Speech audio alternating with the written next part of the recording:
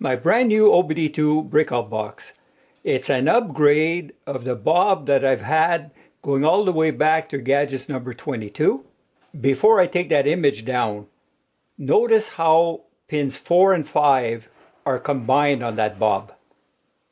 On this new Autool breakout box, pins 4 and 5 are independent, and when plugged into the DLC, allows us to take measurements between these two ground pins. So measuring 0.7 ohms between the chassis ground and the single ground pin number 5.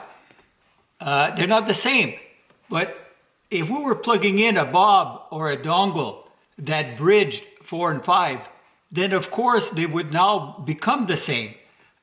It's not as uncommon as you'd think to have the pins 4 and 5 bridged. These small dongles that I use for some of the DIY projects, pins 4 and 5 are bridged.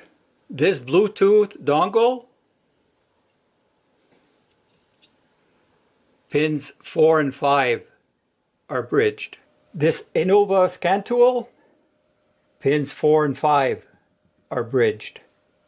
Now I can hear the interwebs now saying, Denis, that's all your cheap junk. That's what's going on here.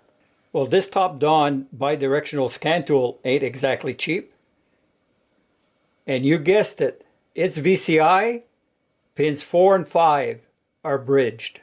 If there was an issue with the single ground, by the mere fact that you insert that, you've resolved it. It won't show up in your diag. That's what I paid for it on AliExpress.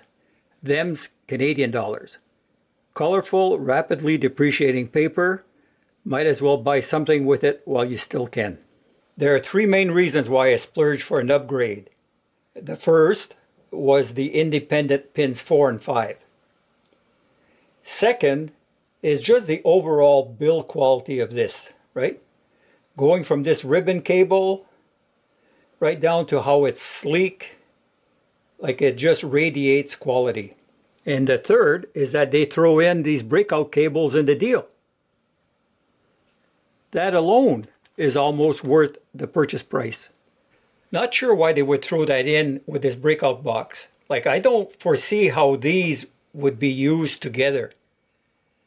But man, a set of breakout cables like this in other diag work is worth its weight in gold. And what's nice about these breakout cables is that if you grab one cable, you've got all the different sizes right there at your disposal. You don't have to go and rummage through a whole bunch of cables to get the right size. One of them is going to fit. And if you need to go male, they got you covered. And there's 4 complete sets of those. I'd recommend the breakout box just in of itself. But when you factor these are thrown in, it's a no-brainer. This gives us just a little bit of an idea of the value of those breakout cables being thrown into the deal with the Autool bob, right? Not apples to apples, but you get an idea. Now, you could do worse than purchasing this Handtech set.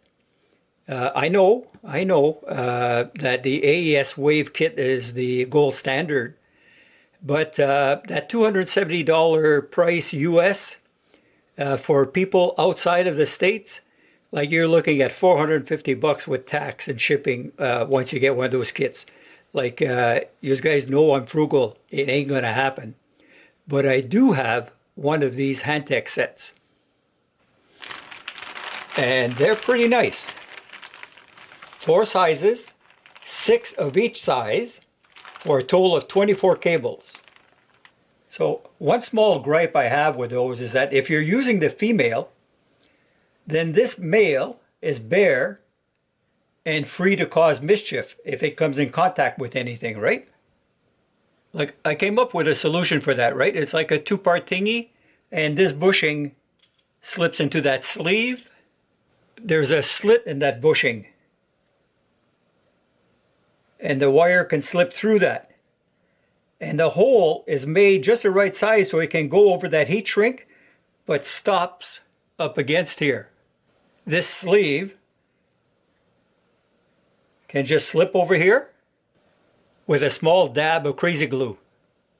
It allows us to use the mail when we need to,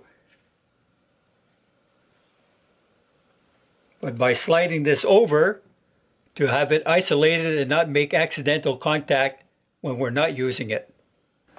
Of course, you'll need a couple of dozen of them to do the entire set. As always, I share the STLs. Now, help me out, guys. Like, maybe it's just me and I'm biased, but this channel deserves a lot more subscribers, right? So maybe talk it up on social media. Subscribe yourself if you haven't already. And let's see if we can change that situation. Talk to you guys soon.